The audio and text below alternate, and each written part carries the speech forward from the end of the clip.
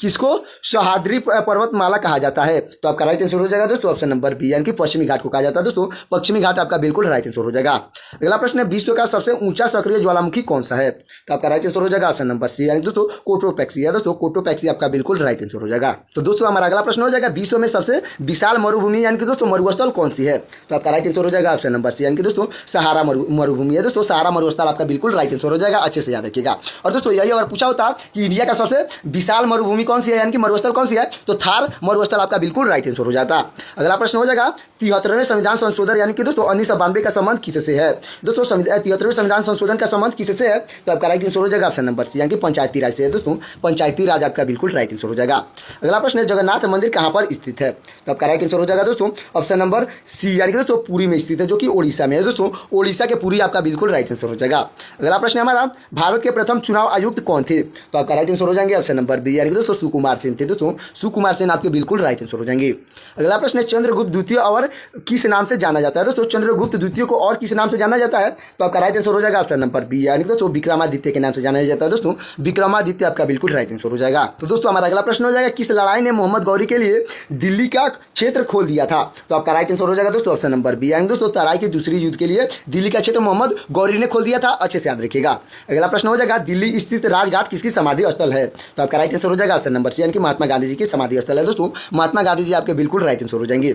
अगला प्रश्न है, प्रसिद्ध गोमतेश्वर का मूर्ति कहां पर स्थापित है? तो आपका राइट आंसर हो जाएगा दोस्तों ऑप्शन नंबर बी, यानी दोस्तों श्रवण बेलगोला में स्थित है दोस्तों। श्रवण बेलगोला आपका बिल्कुल राइट आंसर हो जाएगा। अगला प्रश्न है दोस्तों हमारा, बगदाद किस नदी के किनारे स्थित है? तो दोस्तों आपका राइट आंसर हो जाएगा ऑप्शन नंबर ए, यानी दोस्तों दजला नदी के किनारे स्थित है दोस्तों। दजला नदी आपका बिल्कुल राइट आंसर हो जाएगा। अगला प्रश्न है, किस विश्व का सबसे ऊंचा पर्वत शिखर माउंट एवरेस्ट कहां स्थित है? तो आपका राइट आंसर हो जाएगा दोस्तों ऑप्शन नंबर सी, यानी कि नेपाल में स्थित है दोस्तों। माउंट एवरेस्ट जो पर्वत शिखर है वो नेपाल में स्थित है, अच्छे से याद रखिएगा। अगला प्रश्न हो जाएगा दोस्तों, पन्ना जो कि मध्य प्रदेश में है, पन्ना की खान किसके लिए प्रसिद्ध है? तो आपका राइट आंसर हो जाएगा दोस्तों ऑप्शन नंबर सी, यानी कि हीरा के लिए प्रसिद्ध है दोस्तों। हीरा आपका बिल्कुल राइट आंसर हो जाएगा। तो दोस्तों हमारा अगला प्रश्न हो जाएगा, नील नदी का उपहार कौन सा देश कहलाता है? तो दोस्तों आपका राइट आंसर हो जाएगा ऑप्शन नंबर सी, दोस्तों मिस्र देश कहलाता है दोस्तों। नील नदी का उपहार जो है वो मिस्र देश कहलाता है, अच्छे से याद रखिएगा। अगला प्रश्न हो जाएगा, जय जवान जय किसान जय विज्ञान का नारा किसने दिया था? तो आपके राइट आंसर हो जाएंगे ऑप्शन नंबर सी, दोस्तों अटल बिहारी वाजपेयी ने दिया था दोस्तों। अटल बिहारी वाजपेयी आपके बिल्कुल राइट आंसर हो जाएंगे। अगला प्रश्न है दोस्तों, घाना देश का पुराना नाम क्या था? तो आपका राइट आंसर हो जाएगा दोस्तों ऑप्शन नंबर बी, दोस्तों गोल्ड कोस्ट नाम था दोस्तों। गोल्ड कोस्ट आपका बिल्कुल राइट आंसर हो जाएगा। अगला प्रश्न है, उस्ताद जाकिर हुसैन का संबंध किस वाद्य यंत्र से है? तो आपका राइट आंसर हो जाएगा ऑप्शन नंबर डी, यानी कि तबला से है दोस्तों। उस्ताद जाकिर हुसैन जो है तबला बजाते हैं, तो इसलिए उनका संबंध तबला से है। तो हमारा अगला प्रश्न हो जाएगा, भारत का राष्ट्रीय गीत यानी कि वंदे मातरम किसने लिखा है? तो आपके राइट आंसर हो जाएंगे ऑप्शन नंबर बी, यानी कि दोस्तों बंकिम चंद्र चटर्जी ने लिखा है दोस्तों। बंकिम चंद्र चटर्जी आपके बिल्कुल राइट आंसर हो जाएंगे। अगला प्रश्न है, मुगल काल की राजभाषा की यानी कि दोस्तों ऑफिशियल लैंग्वेज कौन सी थी? यानी कि मुगल काल की राजभाषा क्या थी? तो आपका राइट आंसर हो जाएगा ऑप्शन नंबर बी, यानी कि दोस्तों फारसी भाषा थी दोस्तों। फारसी भाषा आपका बिल्कुल राइट आंसर हो जाएगा, अच्छे से याद रखिएगा। अगला प्रश्न हो जाएगा, सबसे कठोर प्राकृतिक पदार्थ कौन सा है? तो आपका राइट आंसर हो जाएगा दोस्तों ऑप्शन नंबर डी, यानी कि दोस्तों हीरा है दोस्तों। हीरा आपका बिल्कुल राइट आंसर हो जाएगा, जो कि सबसे कठोर प्राकृतिक पदार्थ है, अच्छे से याद रखिएगा। अगला प्रश्न हो जाएगा हमारा, विश्व में लौह अयस्क यानी कि आयरन ओरे का सबसे बड़ा उत्पादक देश कौन सा है? यानी कि दोस्तों लौह अयस्क का सबसे बड़ा उत्पादक देश कौन सा है? तो आपका राइट आंसर हो जाएगा ऑप्शन नंबर सी, यानी कि ऑस्ट्रेलिया है दोस्तों। ऑस्ट्रेलिया आपका बिल्कुल राइट आंसर हो जाएगा।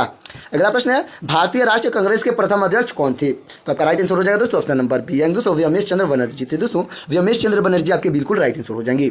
अगला प्रश्न है, पीलिया यानी कि ज्वाइंटिस रोग से शरीर का कौन सा अंग प्रभावित होता है? तो आपका राइट आंसर हो जाएगा ऑप्शन नंबर बी, यानी कि दोस्तों यकृत अंग प्रभावित होता है, जिसको लीवर कहा जाता है दोस्तों। तो पीलिया जो रोग है उससे हमारा लीवर प्रभावित होता है, अच्छे से याद रखिएगा। अगला प्रश्न है, दूरदृष्टि दोष के निवारण के लिए किस लेंस का उपयोग किया जाता है? तो आपका राइट आंसर हो जाएगा ऑप्शन नंबर ए, यानी कि उत्तल लेंस का उपयोग किया जाता है दोस्तों। उत्तल लेंस आपका बिल्कुल राइट आंसर हो जाएगा। अगला प्रश्न है, रेड डाटा बुक किससे संबंधित है? तो आपका राइट आंसर हो जाएगा ऑप्शन नंबर बी, यानी कि दोस्तों विलुप्त प्राय या संकटग्रस्त प्रजातियों के लिए दोस्तों। ये इसमें वो जीवों का नाम लिखा जाता है जो कि विलुप्त हो गए हैं या विलुप्त होने के कगार पे है या उनका प्रजाति संकटग्रस्त होने वाला है। तो दोस्तों अच्छे से याद रखिएगा। अगला प्रश्न हो जाएगा, पानी में हवा का बुलबुला किस लेंस की तरह कार्य करता है? तो आपका राइट आंसर हो जाएगा ऑप्शन नंबर बी, यानी कि दोस्तों अवतल लेंस की तरह कार्य करता है दोस्तों। अवतल लेंस आपका बिल्कुल राइट आंसर हो जाएगा। अगला प्रश्न है, कंप्यूटर के किस भाग को मस्तिष्क यानी कि ब्रेन कहा जाता है? तो आपका राइट आंसर हो जाएगा ऑप्शन नंबर सी, यानी कि दोस्तों सीपीयू को कहा जाता है दोस्तों। सीपीयू को कंप्यूटर का मस्तिष्क दिमाग यानी कि ब्रेन कहा जाता है, अच्छे से याद रखिएगा। अगला प्रश्न हो जाएगा, ओजोन परत यानी कि दोस्तों ओजोन लेयर किस वायुमंडलीय परत में पाई जाती है? तो आपका राइट आंसर हो जाएगा ऑप्शन नंबर बी, यानी कि दोस्तों समताप मंडल में पाई जाती है दोस्तों। समताप मंडल आपका बिल्कुल राइट आंसर हो जाएगा। अगला प्रश्न है लाइफ डिवाइन दोस्तों, लाइफ जो डिवाइन पुस्तक के लेखक कौन है दोस्तों? लाइफ डिवाइन जो पुस्तक है उसके लेखक कौन है? तो आपका राइट आंसर हो जाएंगे ऑप्शन नंबर सी यानी दोस्तों अरविंद घोष है दोस्तों, अरविंद घोष आपके बिल्कुल राइट आंसर हो जाएंगे। अगला प्रश्न है भारत में हरित क्रांति यानी दोस्तों ग्रीन रेवोल्यूशन के जनक कौन माने जाते हैं? तो आपका राइट आंसर हो जाएगा ऑप्शन नंबर बी यानी दोस्तों MS स्वामीनाथन को माना जाता है दोस्तों, MS स्वामीनाथन आपके बिल्कुल राइट आंसर हो जाएंगे। अगला प्रश्न है भारत में मुगल साम्राज्य की नींव किस युद्ध के बाद पड़ी थी? तो दोस्तों आपका राइट आंसर हो जाएगा ऑप्शन नंबर बी यानी दोस्तों पानीपत का पहला युद्ध के बाद पड़ा था दोस्तों, पानीपत का पहला युद्ध आपका बिल्कुल राइट आंसर हो जाएगा, अच्छे से याद रखिएगा। अगला प्रश्न हो जाएगा कौन सा भारतीय शहर को गुलाबी शहर यानी कि पिंक सिटी के नाम से जाना जाता है? तो आपका राइट आंसर हो जाएगा ऑप्शन नंबर सी यानी दोस्तों जयपुर को जाना जाता है दोस्तों, जयपुर को गुलाबी शहर या पिंक सिटी के नाम से जाना जाता है, अच्छे से याद रखिएगा। अगला प्रश्न है किस भारतीय राज्य की तट रेखा सबसे लंबी है? तो आपका राइट आंसर हो जाएगा ऑप्शन नंबर सी यानी दोस्तों गुजरात की तट रेखा सबसे लंबी है, अच्छे से याद रखिएगा। अगला प्रश्न हो जाएगा विश्व की सबसे गहरी गर्त यानी कि दोस्तों मेरियाना गर्त किस महासागर में स्थित है? तो आपका राइट आंसर हो जाएगा ऑप्शन नंबर सी यानी कि प्रशांत महासागर में स्थित है दोस्तों, प्रशांत महासागर आपका बिल्कुल राइट आंसर हो जाएगा, अच्छे से याद रखिएगा।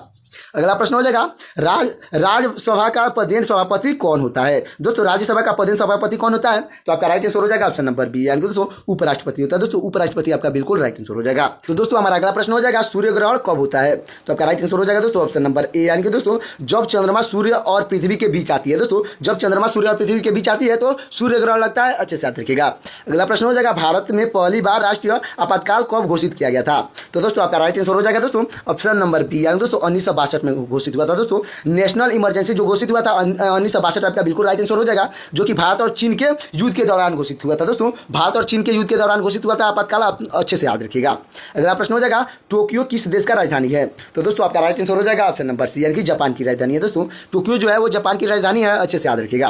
तो दोस्तों ये हमारा लास्ट क्वेश्चन और बहुत ही इंपॉर्टेंट क्वेश्चन है, ये फिजिक्स का क्वेश्चन है, बार बार पूछा जाता है, तो इस क्वेश्चन को अच्छे से और ध्यान से देखिएगा। और तो मैं दोस्तों बोल रहा हूँ कि इस क्वेश्चन को आप लोग रट लीजिए, क्योंकि अगला क्वेश्चन है दोस्तों हमारा ये लास्ट क्वेश्चन हो जाएगा विद्युत मोटर यानी कि इलेक्ट्रिक मोटर का किस सिद्धांत पर कार्य करता है? तो आपका राइट आंसर हो जाएगा ऑप्शन नंबर डी यानी दोस्तों फ्लेमिंग के बाएं हाथ का नियम पे कार्य करता है दोस्तों।